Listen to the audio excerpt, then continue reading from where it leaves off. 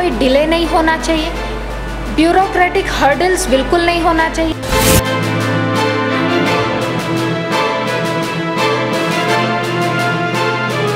सबने हमें कोऑपरेशन का आश्वासन दिया है एंड आई एम श्योर आगे काम में डेफिनेटली आप लोग कुछ इम्पैक्ट ज़रूर देखेंगे पॉजिटिव वे में।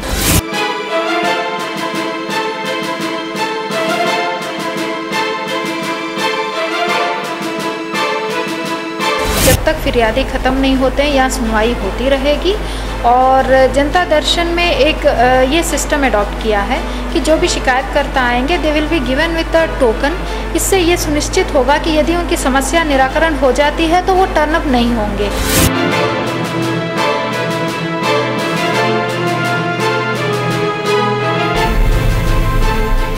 मथुरा की डीएम साहिबा मैडम बी चंद्रकला एक बार फिर से हमारे साथ हैं। 8 तारीख को आपने अपना पदभार यहाँ पर आकर संभाला था और तब से लेकर अब तक आप लखनऊ भी होकर आ चुकी हैं।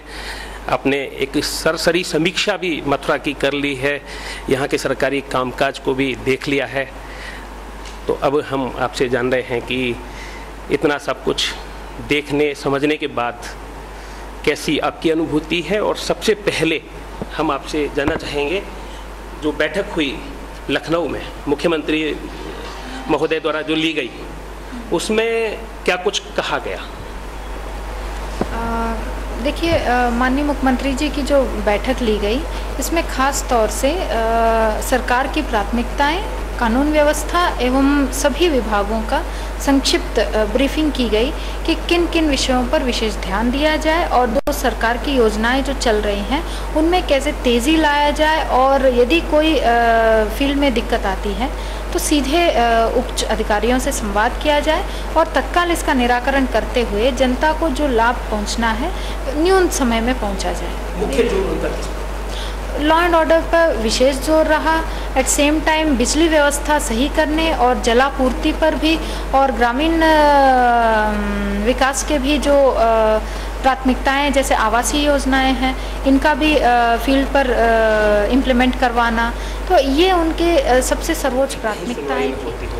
देखिए, जनता दर्शन में यहाँ 10 से 12 कोई सीमा नहीं है। 10 से लेकर जब तक फिरियादी ख़त्म नहीं होते हैं यहाँ सुनवाई होती रहेगी। और जनता दर्शन में एक ये सिस्टम अडॉप्ट किया है कि जो भी शिकायतकर्ता आएंगे they will be given with a token. इससे ये सुनिश्चित होगा कि यदि उनकी समस्या निराकरण हो जाती है तो वो टर्न अप नहीं होंगे। यदि उनकी समस्या नहीं निराकरण होती है तो वो टोकन लेकर आ सकते हैं, ताकि हम सीधे अधिकारी से हम संवाद करें कि उनका समस्या क्यों नहीं निराकरण हुआ।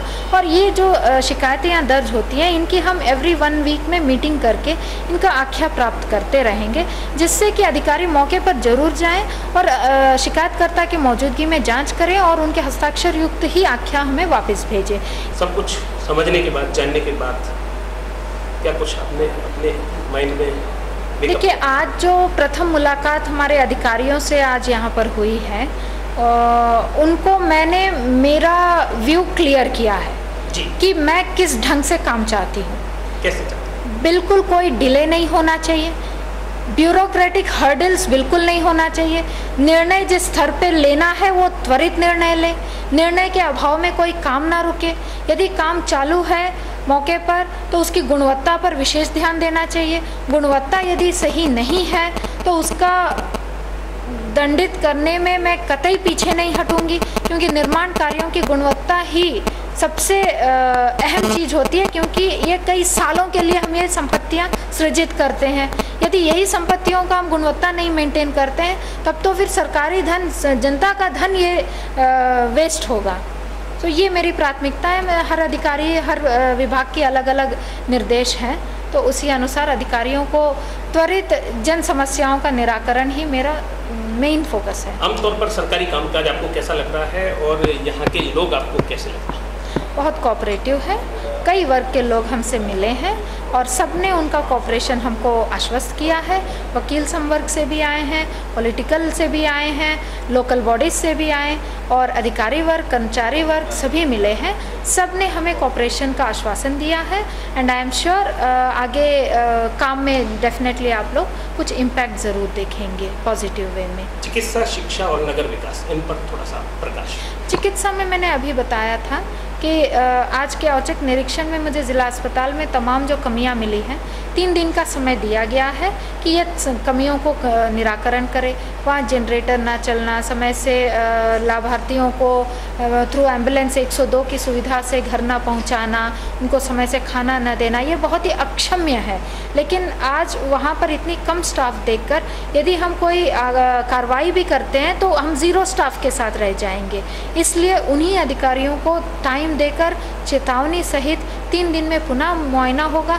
तब स्थिति नहीं सुधरती है तब निश्चित उनके विरुद्ध कार्रवाई की जाएगी।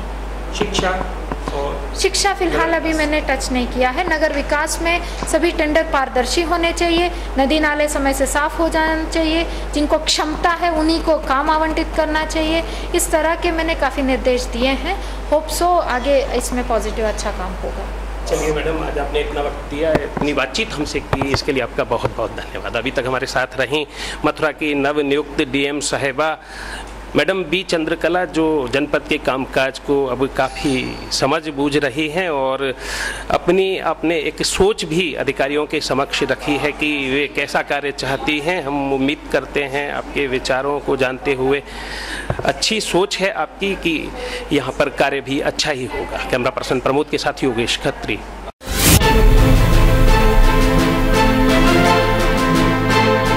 बिल्कुल कोई डिले नहीं होना चाहिए, ब्यूरोक्रेटिक हर्डल्स बिल्कुल नहीं होना चाहिए।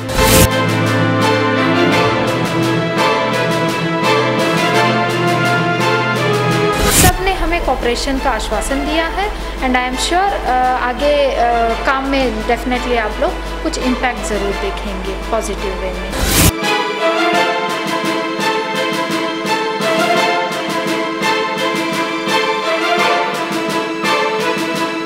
जब तक फिरियादी ख़त्म नहीं होते हैं यहाँ सुनवाई होती रहेगी। और जनता दर्शन में एक ये सिस्टम अडॉप्ट किया है कि जो भी शिकायतकर्ता आएंगे they will be given with a token. इससे ये सुनिश्चित होगा कि यदि उनकी समस्या निराकरण हो जाती है तो वो टर्न अप नहीं होंगे।